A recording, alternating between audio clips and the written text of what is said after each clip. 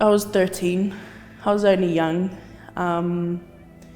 There was a lot of things that led me to go into the streets, but I do take responsibility for myself going down that pathway. I had no one to blame. There was no, it was just my own trauma and not having a solid foundation. A lot of the times I'd sleep in car parks. Me and my friends would stick together as a crew. Bus stops, car parks, sometimes abandoned buildings. A lot of the time we never had a blanket or pillow, so we just laid on one another and kept each other warm. I got caught up, I got caught up in the wrong things at the wrong time, hung out with the wrong people, committed crimes that I don't like to speak about because, that's the past. I've come far, so that can stay there. There was just a lot of things I had seen that I had gone through that made me not feel safe in any home, especially with strangers, because you never know, what could happen.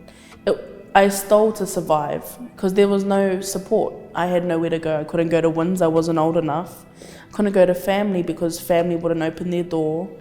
So I had to do what I had to do, which is steal. I was afraid, being young. I wanted to have a home. I wanted to be safe. I wanted to be warm. During my time in state care, I experienced a lot of trials and tribulations. There was a lot of abuse that went on in the homes. It wasn't safe at all. There were so many experiences that I went through, and many other rangatahi that unfortunately most of them didn't actually make it out. They, ended their life because of it. And so I found it more safer to be on the streets than in a foster home. And so I would link up with friends, at train stations and cause a lot of menace, to society, kids just trying to find a way out of the hood. I haven't told many people, but during my time being homeless, I experienced a lot of sexual abuse. I struggled a lot mentally, not having the right support service on the streets. There was a lot of traumatic experiences that I went through, but as I've grown older, I've used those traumatic experiences to help other people by sharing my story and being open about the struggle as rangatahi.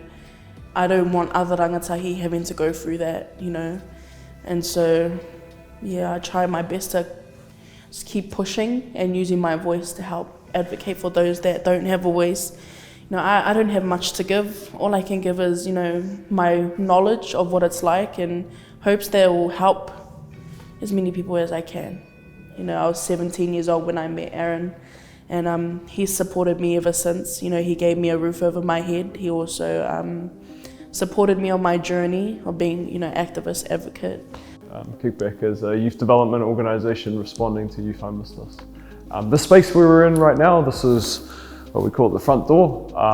It's a project that is all about opening up access to service for young people and specifically creating a central space in the city centre for young people who are in crisis or at risk of homelessness, so that they can come and get connection and get support and not slip through the cracks, basically. One of the big challenges we have right now is that there is no key central space for a young person experiencing homelessness in the city. So we're trying to create that space where they can just turn up and they can get the services and the supports that they need, right? Whether that's a mental health support or a GP or advocacy for their housing, that they know that there's this one central space they can turn up to, and we'll do the work of getting the services and the supports they need to them. It was just extremely traumatic.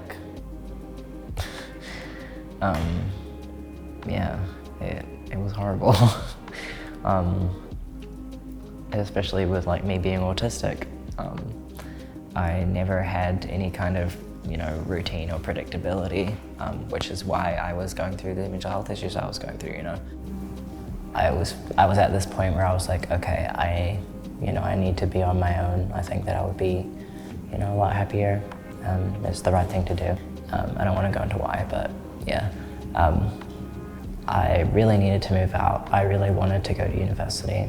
And so, you know, I tried to find a place, but just didn't really work out, and kind of got to this point where I was like, okay, well, I have to leave, I don't have a place.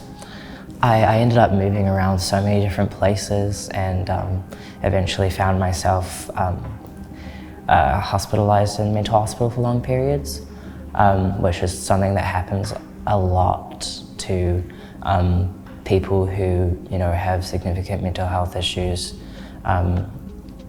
and who end up homeless. They end up in the mental hospital and they end up getting kept there for quite a long time.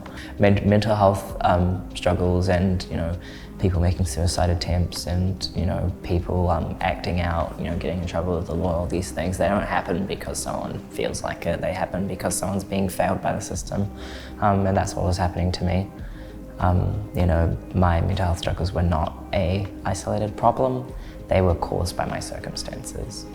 I want to be able to share all the survival skills that I picked up, and use them to inform us helping people. Yeah. We are all human, and no one deserves to be treated badly. No one deserves to be pushed aside and forgotten about, you know, because that's how I see us Rangatahi, is that we were forgotten. You know, you had adults in your life, but they were solely focused on themselves.